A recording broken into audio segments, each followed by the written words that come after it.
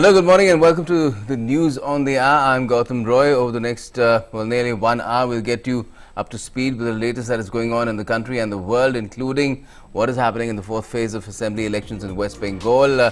44 seats up for grabs there, and also the latest on the COVID situation in the country and the world, including what will happen next now in Maharashtra, where already a lockdown over the weekend is in force and there's an all-party meeting set to take place of all state parties little later in the day. But first up, our headlines.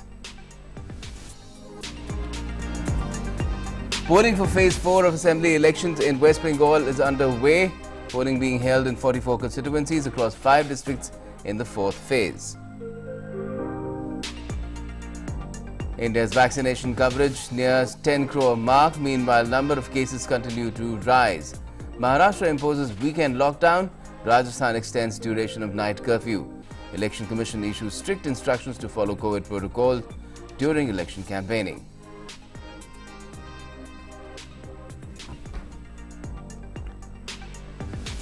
At least 4 people dead in a fire that broke out in a COVID hospital in Nagpur. President, Prime Minister and Home Minister pay condolences, hope for speedy recovery of the injured. In international news, US President Joe Biden unveils $1.5 trillion budget proposal. The massive proposal, which focuses on health, education and climate, is a precursor to its official FY 2022 budget proposal. In sports, in last ball thriller opening match of IPL 2021, Royal Challengers Bangalore beat Mumbai Indians by 2 wickets. RCB's Harshal Patel picks 5 wickets for 27 runs, becomes player of the match.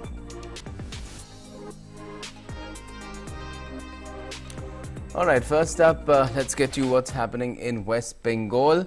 Voting began a short while back, that is at 7 in the morning for fourth phase of assembly elections in 44 assembly seats of North and South Bengal today. The special facilities include mandatory sanitization of polling stations, thermal checking of voters at entry points, either by polling staff or paramedical staff or an ASHA worker. 11 seats in South 24 Parganas, 10 in Hooghly and 9 in Howrah are witnessing voting in South Bengal today.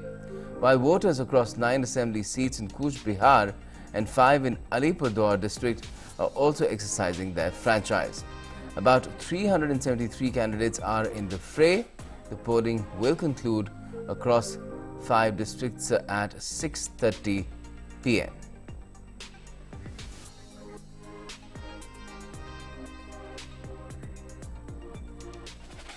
Let's now get to the latest as far as the polling is concerned. Anubhatha is now joining us from one of the seats there. Anubhatha, what can you tell us in terms of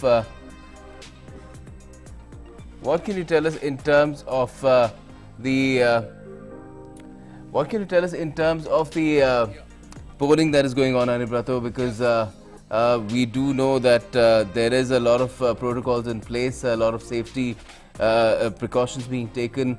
What can you tell us the status of the polling right now? Yeah, Gautam, as you know, amidst unprecedented security and the highest concentration of the Central Force Jawan, Bengal is witnessing the fourth phase polling this time, no? And almost 1,000 company of Jawans have been deployed in 5 districts. As you know, the 44 constituencies undergoing poll this time. And meanwhile, sporadic violence marred the situation, and one individual succumbed to bullet injury that was in Shitalkuchi in Cooch Behar district. Other than sporadic violence reported in nook and corner from West Bengal. Yeah, where we are standing, it's in South 24 Pargana. We are standing in Jadupur constituency in a polling station, and as you know, out of 24, 11 falls under the jurisdiction of this South 24 Pargana, where the polling is being held today. The thing is that, as you have said, that Corona has become a persistent thing, and it's ruling the roost. So as it is witnessing spiral, according to the protocol given by the Health Ministry, the Election Commission is also adhering this thing. So we are witnessing that all precautionary measures have been taken as the voters are entering into the polling stations. They are being distributed masks, they are given sanitizer, and thermal checking is done. Thereafter, they are allowed into the booth to cast their vote. As you know, Gautam, out of these 11 constituencies that falls under the South 24 Pargana, where the witnessing in this third phase polling today, because it will be wrapped up today, all the 31 constituencies that are there in the South 24 Pargana district. The thing is that we didn't witness this sort of security cover ever, in poll. It is also true because of this presence of the large security force and violence that is, we often witness in poll, and it's much less at this time. Voters are joining in the line, as we witnessed since early morning. They are casting the vote, and long line we witnessed so far. Meanwhile, as we see that the 3 years rolled by, it is reported that 30% turnout has been done. Okay, you're saying 30% turnout so far, but what can you tell us about the key contests here in these 44 seats, and at the same time campaigning is also going on for other phases, so give us an update on that as well.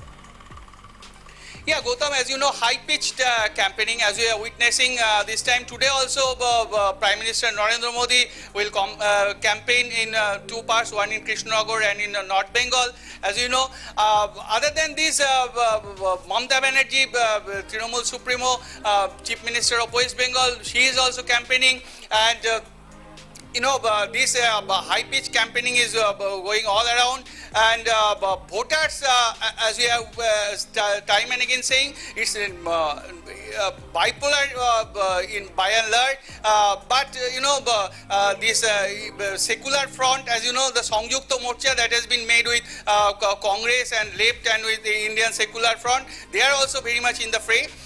The thing is that soon after this Lok Sabha election, we are witnessing saffron surge in nook and corner of West Bengal, and so Trinamool Congress and Congress, main contest is between these two parties. The thing is that as we have found that BJP got 18 out of 42 Lok Sabha seats in West Bengal in the last Lok Sabha. Thereafter they railed into the hinterlands of the Trinamool Congress, and so this time also they have made their presence felt in several areas that we are witnessing. Now only we will know when the election results will be declared, that is on 2nd March, what will be the turnout thereafter. Right. Thanks a lot for joining us, Haripratu, with that update on the polling that is going on in the fourth phase in West Bengal, as well as of the campaigning too. Alright, moving on, campaigning for the fifth phase is on at full swing, with leaders of the BJP and TMC leaving no stone unturned to woo voters as well. Prime Minister Narendra Modi will be addressing election rally at Siliguri and Krishnanagar in Nadia district. Meanwhile, Union Home Minister Amit Shah and BJP President JP Nadda have addressed their rallies there yesterday, while Mamata Banerjee is facing notices from the Election Commission for her remarks during the campaigning. In the poll-bound West Bengal, campaigning for the fifth phase is on full swing. Home Minister Amit Shah held a door-to-door campaign on Friday in Bhawanipur of Kolkata. Bhawanipur has been represented by West Bengal Chief Minister Mamata Banerjee for a very long time, until she went for Nandigram to contest the polls this year. Reacting to Mamata Banerjee blocked CRPF remark, Amit Shah said the TMC's frustration over their impending defeat was evident in its leaders' outburst against the central forces. जिस प्रकार की टिप्पणी ममता दीदी ने सुरक्षा बलों के लिए की है, मुझे आश्चर्य है कि सार्वजनिक जीवन में मेरा बहुत लंबा समय गया है, मैंने ऐसी टिप्पणी कभी नहीं देखी। ये क्या कहना चाहती है? लोगों को अराजकता की ओर ले जा रही है, चुनाव को शांतिपूर्ण ढंग से समाप्त नहीं होने देना उनका उद्देश्य है, या फिर हर बार की तरह रेगिंग से चुनाव जीतने का उद्देश्य है। After the campaign in Bhabanipur, Amit Shah had lunch at the residence of Samrendra Prasad Biswas, a founding member of BJP in the state. Party leaders Swapan Das Gupta and Dinesh Trivedi were also present. BJP National President JP Nadda held a roadshow in Rajarhat of Gopalpur constituency. Meanwhile, EC has sent another notice to West Bengal CM Mamata Banerjee for her remarks on the CRPF personnel on 28th March and 7th of April, and she's been asked to explain her statements by April 10th. The TMC Supremo had targeted the CRPF personnel during her election campaign on the 7th of April in Cooch Behar. Incidents of political rivalry continued unabated on Thursday. The BJP has alleged that Trinamool Congress workers had attacked the convoy of party leader and Union Minister Gajendra Singh Shekhawat in Kolkata on Thursday night. Bureau Report, DD India. Now, amid rising coronavirus cases, the Election Commission has flagged instances of star campaigners and political leaders not wearing masks while campaigning and asked them to follow in all seriousness the guidelines on COVID-appropriate behavior issued by it last year. In a letter to leaders of all recognized political parties, the poll panel stressed that non-compliance of instructions during the period of public interface would attract action. Taking a serious view of the laxity in maintaining norms, the EC said that by not following guidelines, political parties and candidates are exposing themselves as well as the people attending such election meetings to the grave danger of the infection. Saying that as political parties are expected to be torchbearers for the campaign against COVID, the poll panel asserted that leaders must demonstrate by their personal example and nudge all supporters in the beginning of rallies, meetings or campaigns itself to wear masks, use sanitizers and put in place crowd control measures according to social distancing norms. And let's now turn focus to the vaccination drive that is going on in the country. The cumulative number of COVID-19 vaccine doses administered in the country so far is nearing the 10 crore mark. A total of 9,80,75,160 vaccine doses have been given so far, while a total of 34,15,055 vaccine doses were given till 8 p.m. yesterday, which was the 84th day of the nationwide COVID-19 vaccination campaign. And let's also now get you a look at the COVID-19 updates coming in from across the country. According to the Union Health Ministry, 77,567 recoveries were recorded in the last 24 hours, taking the cumulative total of recovered patients to 1,19,90,859. With this, the recovery rate currently stands at 90.80%. India's total active caseload stands at over 10.46 lakh today.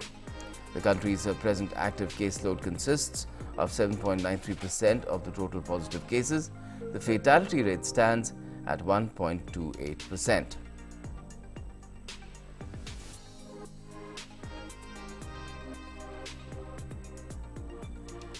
But with the second COVID wave, there is a second wave of COVID-19 in the country, several cities are now implementing strict restrictions to curb the spread of the disease.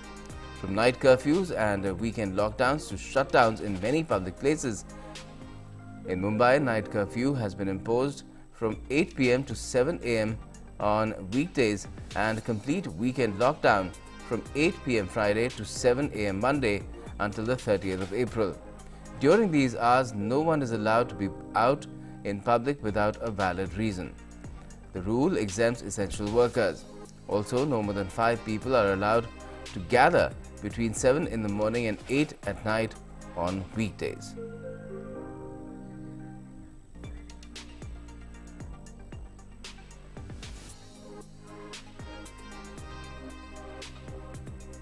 Let me now take you across for an update to my colleague Shishir Shelar in Mumbai. Shishir, I believe that more steps could be put in place. There is a consultation process that is going to be undertaken with all political parties by the Chief Minister today as well.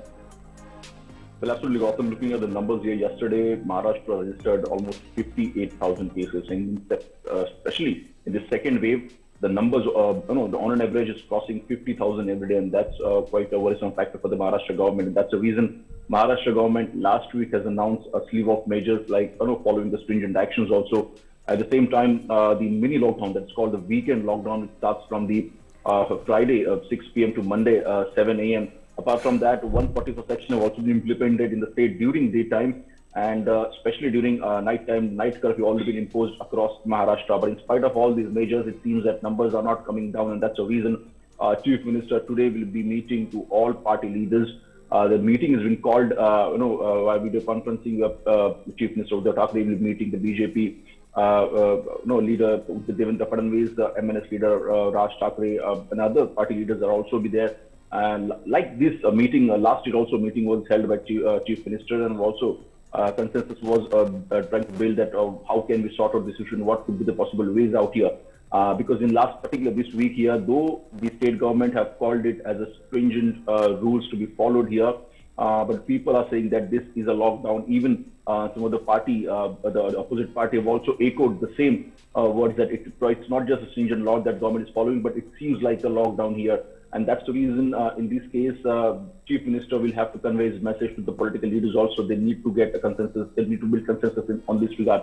So this meeting is quite crucial today, when he'll be talking to all the leaders also, and try to get even their views that what could be the way possible that the number can be reduced here. Well, on the other hand, as I told you, that numbers have been increasing day by day. Nearly 58,000 cases registered yesterday. Yes. Keeping that in mind, the major problem at this point in time the state government is facing is obviously the vaccination. Maharashtra Health Minister just a couple of days back has said that Maharashtra has stopped almost just 2 to 3 days. And probably if we didn't get the vaccines from the center, then probably we may have to stop the vaccination program in Maharashtra. And that's what the picture we have seen in some of the vaccination center across Maharashtra, including some of the jumbo COVID center, the facilities where we get good facilities here. But in spite of that, even the jumbo care facility in Mumbai, in Pune, and other part of the Maharashtra also have stopped the vaccination, because they are left with a very small doses of the vaccination here. Okay. On the other hand, the center have already approved that 17 lakh new doses Maharashtra will get by 15th of April. But the state government has said that to wait till 15th of April, that means we have to stop the vaccination. That's what, the current situation in Maharashtra altogether.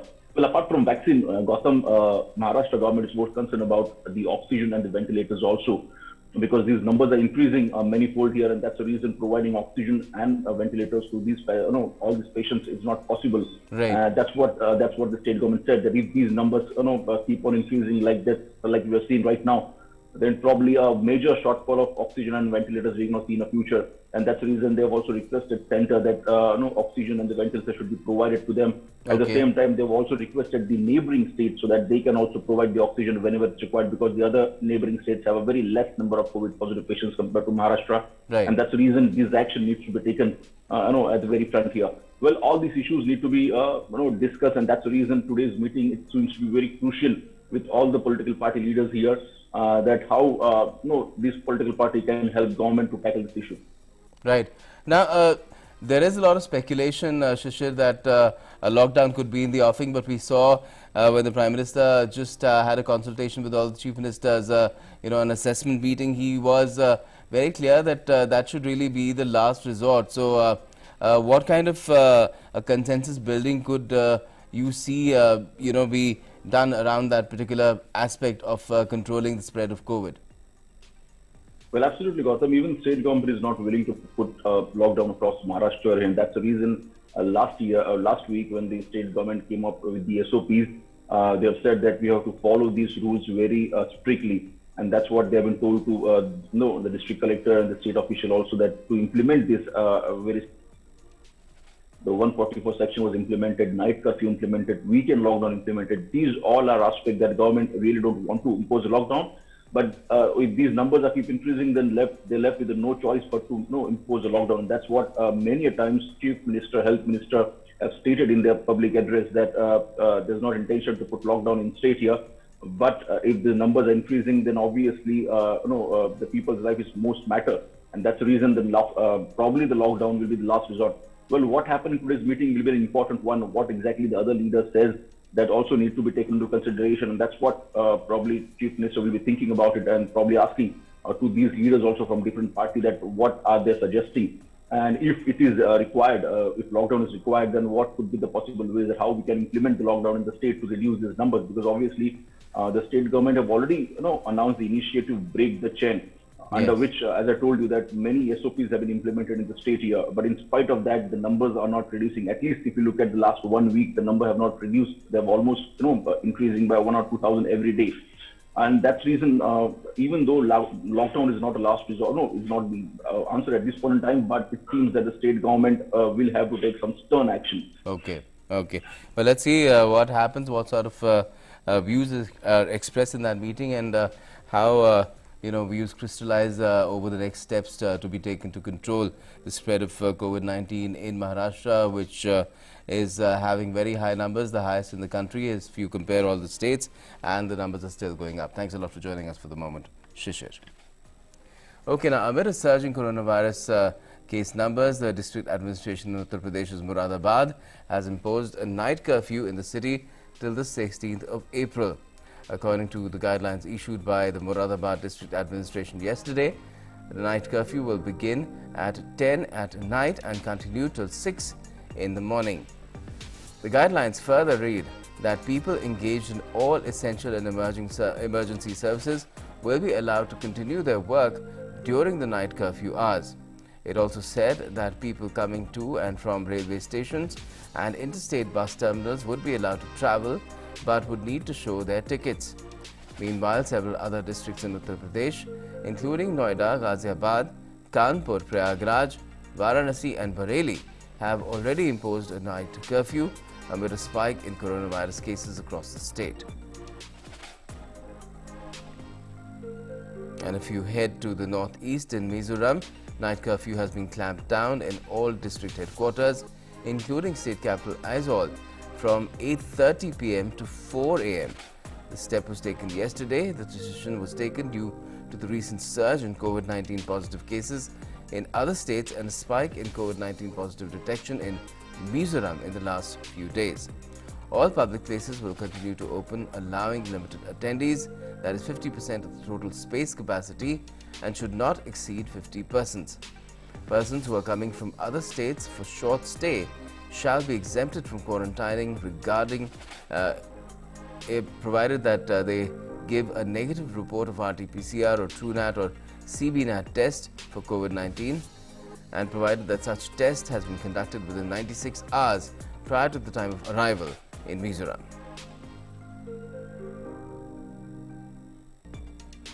Further, in Maharashtra, at least 4 patients have died after a massive fire broke out at the Well Treat Hospital in Wadi area of West Nagpur late last night. The hospital is treating patients of COVID-19. Several others were also injured in the incident. The fire reportedly started from an AC unit of the ICU located on the 2nd floor of the hospital. The blaze remained confined to that floor and did not spread further. The hospital in Nagpur's Wadi neighborhood is a 30-bed facility, of which 15 were intensive care unit beds.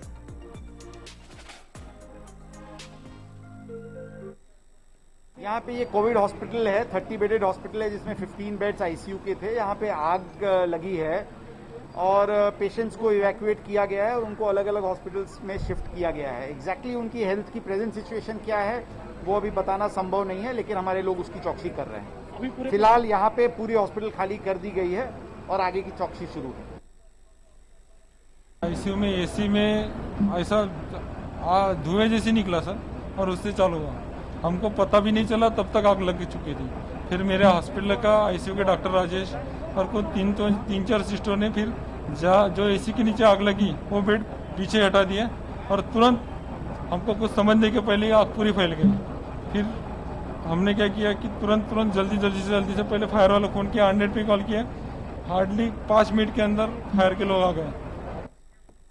Meanwhile, President Ramnath Kovind has condoled the loss of lives. In a tweet, he said, and I quote, "The loss of lives in a hospital fire at Nagpur in Maharashtra is distressing.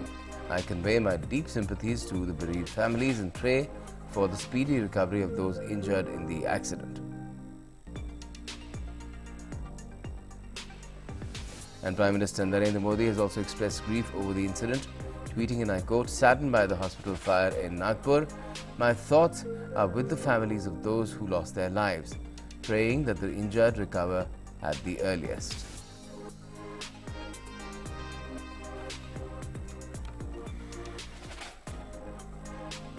And we're taking a quick break at this point in News on the Hour, but the more of the latest will continue right after this. Stay tuned.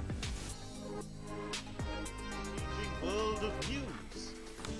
Headlines that you wake up to. News that shapes your day. Stories that matter to you. The latest and most accurate updates. A fresh start to a new day. The Breakfast News, Monday to Friday, 8 a.m. on DD India. Your window to rising India. India's voice on global platforms. Latest news from India and around the world. In-depth analysis of global headlines. Watch DD India in your country. Available for downlink in Middle East countries. STTV broadcast is available through the satellite GSAT 17 at 93.5 degrees east. HDTV broadcast is available through the satellite GSAT 10 at 83 degrees east. For technical details, scan here. Switch to DD India now.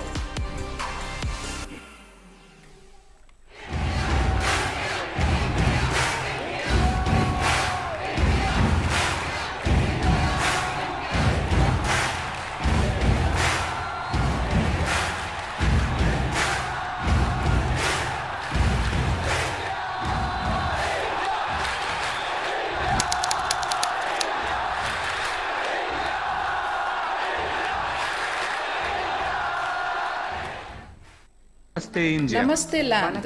Marhaban ila al-Hind. Zari India.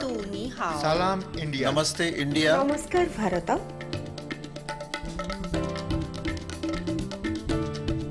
Muy Nous India. sommes land. Nahnu hunud. India. Ma Hindi hasti. Hindian. Salam Hindustan. We are India.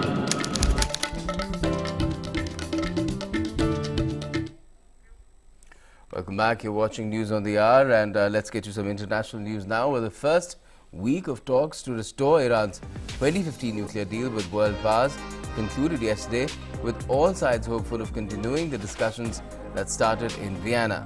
A joint commission meeting of the remaining participants of the Joint Comprehensive Plan of Action, that is Iran, China, Russia, Germany, France and the United Kingdom, was held in the Austrian capital yesterday, following a virtual meeting last week and an in-person meeting on Tuesday. The talks will continue on Wednesday. Meanwhile, the Biden administration has warned that it will not lift every single economic sanction that former President Donald Trump imposed on Iran, despite pressure from Iran to do so. Now, the US officials this comment followed a tweet from Iranian Foreign Minister Javad Zarif, who said all Trump-era sanctions needed to be lifted before Iran could return to compliance with the deal. Zarif added Iran will reciprocate following rapid verification.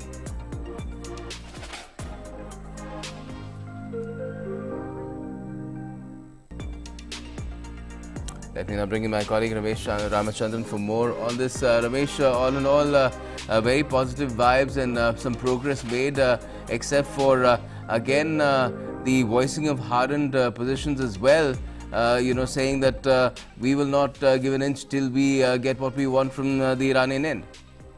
Indeed. Good morning, Gautam. Just to recap for the benefit of our viewers, it all flows from the 2015 Joint Comprehensive Plan of Action, also known as JCPOA, or the Iran nuclear deal. Remember, on 8th of May 2018, the then U.S. President Donald Trump pulled the U.S. out of the Iran nuclear deal and reimposed sanctions, not only nuclear sanctions, but economic, as you mentioned, and other sanctions. And since then, we've seen Iran respond by not only limiting the inspections of the nuclear facilities, but also enriching uranium more rapidly. Consequently, some estimates suggest that Iran could produce enough weapons-grade material in record time, in less time than anticipated. So clearly, the talks in Vienna, Gautam, which held, as you mentioned, began on Tuesday, on the 6th of April, and ended on Friday, will resume on Wednesday, 14th of April again. And the talks essentially are focused on two things. One, sequencing. Who goes first? Will the US take steps, or will Iran respond afterwards? Or should both sides, Iran and the US, take simultaneous actions to salvage the Iran nuclear deal? Number one. Number two is the issue of sanctions. Would the US lift all sanctions imposed by Trump in 2017? Iran says yes, they should. But the US side says we might be willing to consider lifting of some sanctions, but not all. Okay. So that's where things stand as we speak. And as you mentioned, talks will resume on Wednesday, 14th of April. And these are proximity talks, shuttle diplomacy between Iran and the US officials in Vienna, facilitated or mediated by the European countries, namely the UK, France, Germany, and the European Union, besides, of course, Russia and China. Right. Now, why are these talks then, protracted? Why can't a roadmap be put in place right at the start, and then just follow-throughs in terms of how it's being followed? That's an interesting question, Gautam, and that is exactly precisely what the two sides, Iran and the US, are discussing in Vienna. As I mentioned, the US side says we have offered Iran, quote-unquote, very serious ideas, and they say we are now waiting for Tehran to respond to our offer, and only then will the US side begin to comply with its obligations under the JCPOA. But Zarif, on the other hand, as you mentioned in that report of ours, Gautam, the Iranian side wants the US to lift all sanctions immediately in one go. If I can quote Zarif as saying, he says, the US, which caused this crisis, should return to full compliance first. Iran will reciprocate following rapid verification. So that's what Iranian side is relying upon, is maintaining. And as you mentioned, the talks will resume on Wednesday. So the talks are poised very delicately as we speak, Gautam. And just a couple of quick points. There are a couple of dates which both sides are looking at. First is 21st May, when the tentative IAEA-Iran agreement will expire. Okay. Under that pact, Iran had allowed IAEA to continue inspecting its facilities, and that pact, ad hoc pact, will end on 21st May, number one. Number two, on 18th June, Iranians will go to the polls to elect a new president. Yes. And speculations are that the elections might see the return of a conservative or more hardline element as the country's new president, and that might complicate things further. So the US side wants to clinch a deal before the election date. And last but not the least is the anniversary of the JCPOA, which will come up on 14th July. Remember, the agreement was signed in 2015 and it was implemented in 2016. So all eyes on these three crucial dates, Gautam, as we speak. But nobody knows, neither side is hoping for an immediate breakthrough, but they remain hopeful of breaking the impasse at some point going forward. Okay, let's hope that incremental progress is made when the talks resume on Wednesday, and people keep an eye on the calendar as well. Thanks a lot for joining us for the moment, Ramesh Ramachandran. Now, US President Joe Biden on Friday asked Congress to authorize a $1.5 trillion federal spending plan. The budget proposal reflects an 8.4% increase in base funding from the current year and would focus on health, education and climate. The request marks Biden's first discretionary spending proposal, a precursor to the full annual budget that the US president aims to release later in spring. Biden's early blueprint calls for almost 16% increase in funding across non-defense domestic agencies, highlighting the White House's guiding belief that a bigger, better resourced government in Washington can help address the country's most pressing political and economic challenges. About 2/3 of the massive budget is mandatory spending for benefits including Social Security and Medicare. Joe Biden's maiden budget proposal makes up about half of the U.S. discretionary budget, which would be an increase by 1.7% to $753 billion. It's lower than former President Donald Trump's 2022 projections. As for health and medical research, the U.S. budget proposal includes $8.7 billion in funding for the Centers for Disease Control and Prevention, representing what the White House says is the largest increase in 2 decades. The budget also allocates $6.5 billion for a new research agency to direct funding, that is federal funding, to diabetes, Alzheimer's and cancer research, and $10.7 billion to research and prevention of opioid addiction, representing a nearly $4 billion increase from last year. As for immigration, the budget proposal includes $52 billion for the U.S. Department of Homeland Security, with about $1.2 billion going to investments in modern border security technology. And Joe Biden on Friday ordered the creation of a bipartisan commission to study potential reforms to the Supreme Court, which also include whether to expand the number of justices. In an executive order, Biden said the commission would tackle the merits and legality of specific High Court reform proposals. Along with the contentious idea of expanding the court, reform advocates have recently pushed for term limits for justices. The commission will be made up of a group of liberal and conservative legal scholars, former federal judges and lawyers who have appeared before the court. It will hold public meetings and have 180 days to report its findings.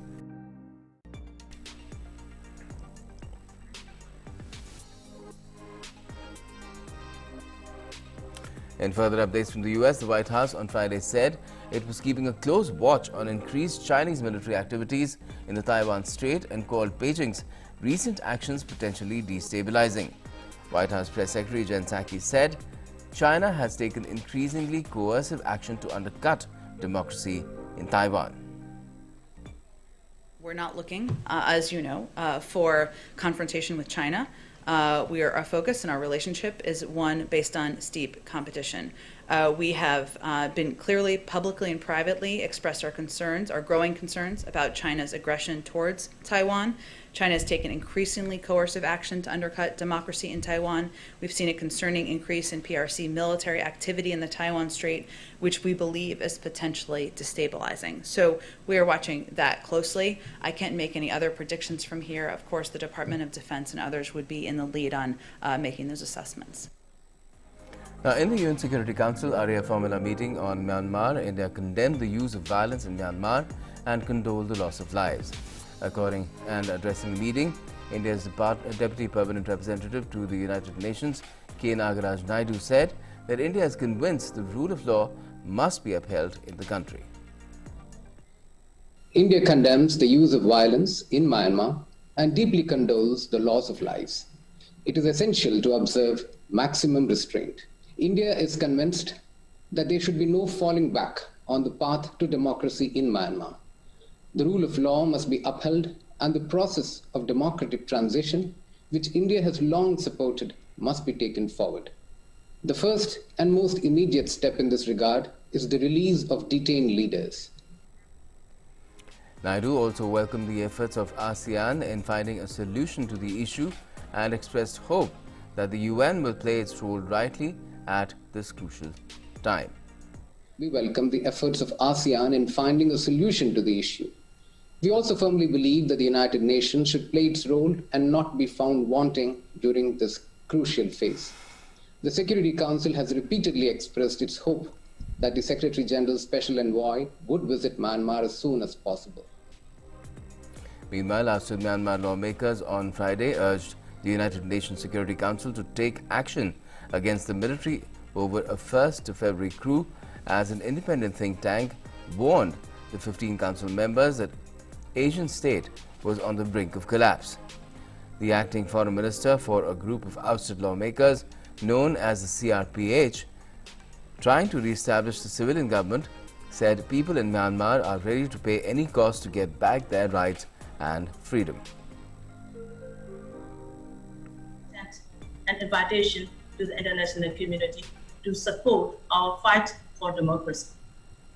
Firstly, we recognize the reservations of the international community in terms of direct physical intervention to stop the military systematic and targeted violence against the people of Myanmar and against the democratic forces. We are deeply concerned that if the Thermidor does not stop its present course of conduct, the situation inside the country will continue to deteriorate and will cause further human suffering. This would inevitably instigate economic instability and potentially leads to massive refugee outflows across Myanmar border and into the wider region. A senior advisor on Myanmar with the International Crisis Group, Richard Horsey, on Friday told the UN meeting that Myanmar stands at the brink of state failure. Myanmar stands at the brink of state failure, of state collapse. This is not hyperbole or rhetoric. It is my sober assessment of a likely path forward. The vast majority of the population does not want military rule and will do whatever it takes to prevent that outcome. The actions of the regime aren't just morally reprehensible, they're also extremely dangerous. Not only has the military been unable to consolidate its attempted coup and effectively govern the country, but also its actions may be creating a situation where the country becomes ungovernable. Now, as many as 600 people have been killed by security forces cracking down on protests against the coup. The country has ground to a standstill because of the protests and widespread strikes against military rule. The junta on Friday said protests were dwindling in Myanmar and it will hold elections within 2 years and hand over power to the elected government, offering the first time frame for a poll since it ousted the elected government of Aung San Suu Kyi.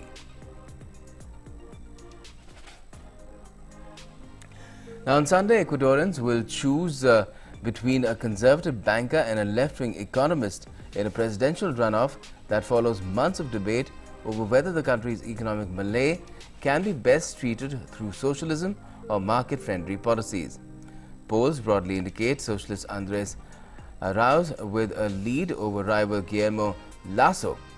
Victory for Arauz would further consolidate a string of leftist electoral victories in South America in the last year, while a win for Lasso would leave Ecuador in the political and commercial orbit of the US as he seeks to create jobs through foreign investment.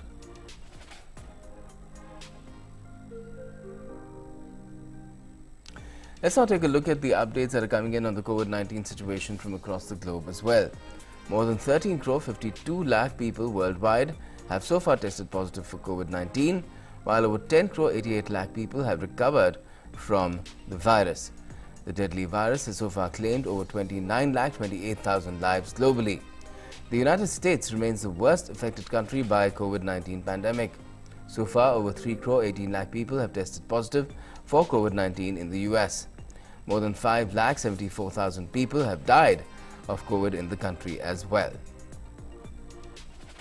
WHO Director General Tedros Adhanom Ghebreyesus has said there is a shocking imbalance in the distribution of COVID-19 vaccines worldwide, and most countries do not have anywhere near enough shots to cover health workers and others at high risk. Ghebreyesus said more than 700 million jabs have been administered worldwide against the disease, but 87% have gone to high-income or upper-middle-income countries, with low-income countries receiving just 0.2%. Ghebreyesus further said, decrying the scarcity of supplies, the problem is not getting vaccines out of COVAX, the problem is getting them in. The COVAX program has delivered nearly 38.4 million doses of COVID-19 vaccines to 102 countries across 6 continents 6 weeks after it began to roll out supplies. It aims to deliver more than 2 billion doses this year, but has faced delays.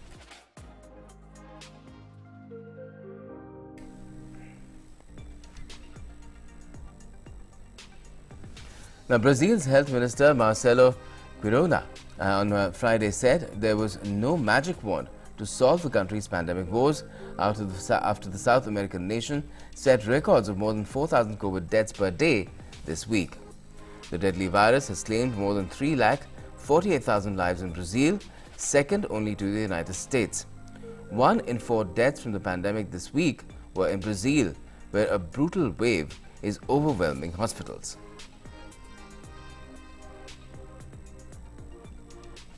Now, while the Brazilian health minister shied away from his responsibilities, there are many others who have come forward to help the people cope with COVID at large.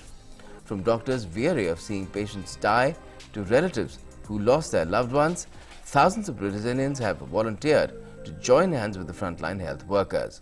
One such example is dental surgeon Denise Branches, who has joined COVID frontlines at a Sao Paulo hospital. As an attempt to bring her expertise to provide oral care for patients intubated for COVID-19, she's working alongside doctors, training them up to provide basic oral care to patients who are unable to maintain oral hygiene. Branches is also teaching doctors how to protect themselves from the virus.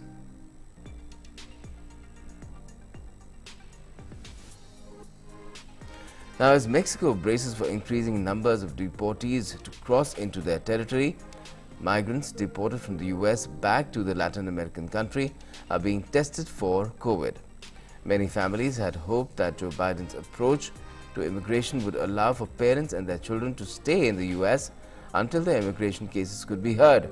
However, they found themselves back in Mexico being tested for coronavirus.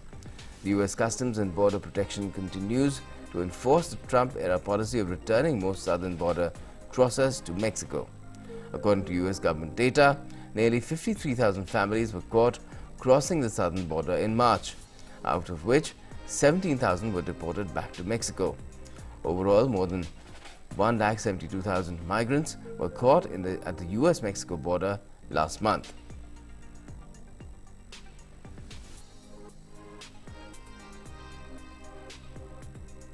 Okay, the wonder wheel began turning and the cyclone whipped into action as Coney Island's illustrious amusement parks reopened Friday after the coronavirus pandemic shuttered New York City's iconic summer playground all of last year.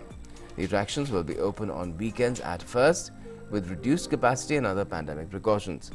Just like most venues in New York City, the amusement park's capacity limit is 33%.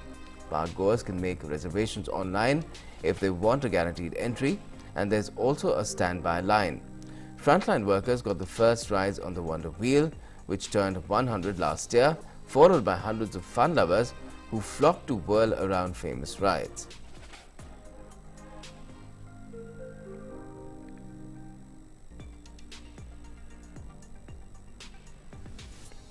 In France, according to a new study, since the British variant of COVID-19 is now dominant, a full 90% of adults will need to be vaccinated before the country can get back to normal without risking a fresh surge of the virus. Specialists, however, feel that the 90% goal would be virtually impossible to meet. The report comes at a time when the country's hospital system is under heavy pressure from the pandemic, with the number of people treated in intensive care units for COVID-19 at the highest in almost a year this week. And that's not all. The country has also recently entered into its third lockdown. Currently, there are 49.8 lakh total cases and 98,395 deaths have been reported so far.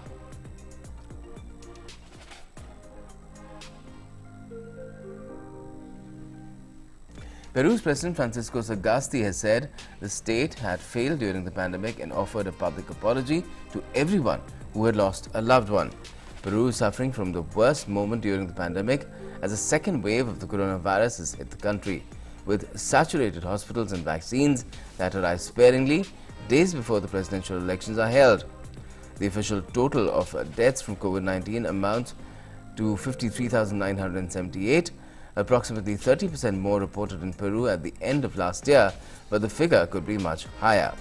The daily death record comes at a time when millions of Peruvian voters are getting ready to go to the polls on Sunday to elect their president and representatives of Congress. 4 of the 18 candidates have been infected with COVID-19 in recent months. The vaccines began arriving in Peru from the first week of February, and almost 6 lakh high-risk people of people over 80 years old have been vaccinated throughout the country.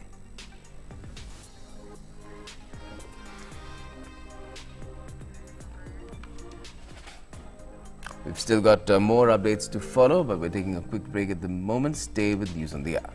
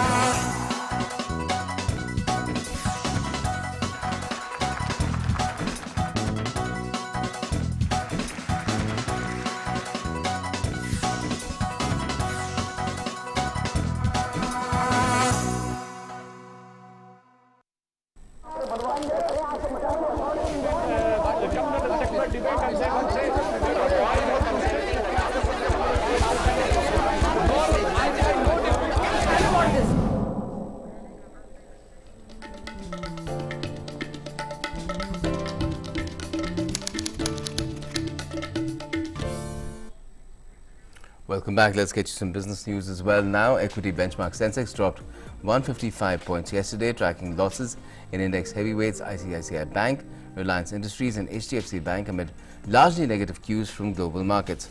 The 30-share BSE index ended 154.89 points lower at 49,591.32. Similarly, the broader Nifty slipped 38.95 points to 14,834.85.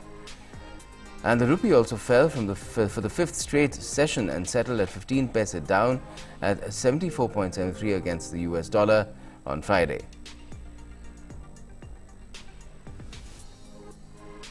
Elsewhere in Asia, bourses in Shanghai, Hong Kong and Seoul ended in the red, while Tokyo finished with gains. Top stock exchanges in Europe were largely trading on a negative note in mid-session deals. Meanwhile, the S&P 500 and the Dow ended at record highs yesterday, posting a third straight weekly rise, partly on lift from growth stocks, with the late-day rally building gains ahead of quarterly earnings session and season coming in next week. A pullback in the 10-year US Treasury yield from a 14-month high hit in late March boosted buying in growth. Union Finance Minister Nirmala Sitharaman participated in the 103rd meeting of the Development Committee plenary via video conferencing yesterday. In her intervention at this session, the Finance Minister stated that we are all engaged in steering our economies and people safely out of COVID-19 pandemic. The Government of India has taken several measures to continue the spread, to contain the spread of the pandemic and also to mitigate its social and economic impact, including a series of economic stimulus packages in last 1 year. She also urged the World Bank to explore the possibility to sustain crisis response, keeping in mind debt sustainability of vulnerable countries and financial stability of the WBG. And economic impact through a series of economic stimulus packages in the last 1 year. These packages were meant not only to provide social protection to the poor and the vulnerable, but also to push forward the economic reforms, including but not just limited to rationalization of labor laws, redefinition of MSMEs, commercialization of mineral sector, privatization of public sector undertakings, and national portability of food ration cards. Now, direct tax collections for the last financial year 2020-21 show growth of almost 5% despite the challenges posed by the COVID-19 pandemic. The Finance Ministry informed that the provisional figures of direct tax collections for the financial year 2020-21 show that net collections are at 9.45 lakh crore rupees. The direct tax collections include corporation tax and personal income tax. The ministry also informed that despite an extremely challenging year, the advanced tax collections for FY 2020-21 stand at 4.95 lakh crore rupees, which shows a growth of approximately 6.7% over the advanced tax collections of the immediately preceding financial year of 4.64 lakh crore rupees. Also, refunds amounting to 2.61 lakh crore rupees have been issued in FY 2020-21 as against refunds of 1.83 lakh crore rupees issued in FY 2019-20, marking an increase of approximately 42.1% over the preceding financial year. Now, some LinkedIn data, including publicly viewable member profiles, has been extracted and posted for sale, said Microsoft's professional networking site on the basis of an investigation. LinkedIn, in a blog post, said the incident was not a data breach and no private member account data from the platform was included. It further added that the information on sale is a collection of data from a number of websites and companies. LinkedIn denied providing further details, including the number of users affected.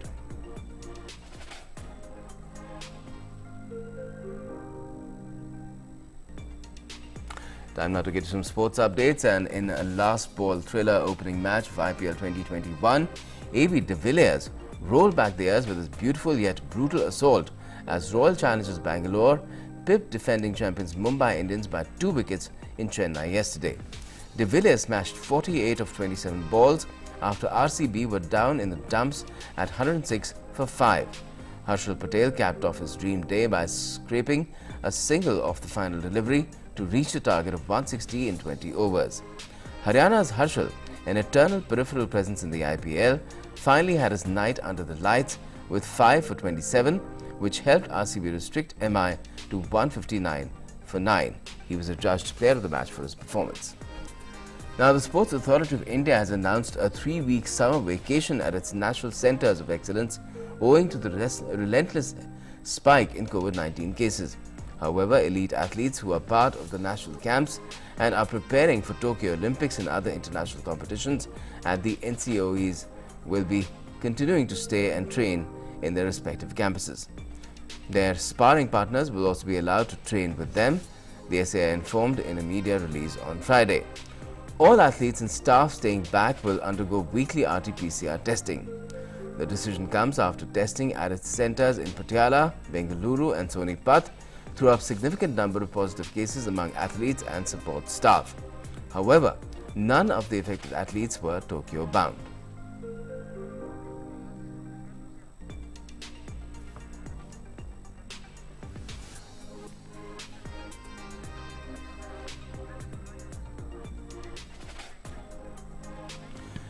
And before we conclude, the Ministry of Health and Family Welfare has tweeted a video answering some frequently asked questions regarding COVID vaccine efficacy. And now at the end of this bulletin, we leave you with these images, this video. Take a look and have a great day ahead.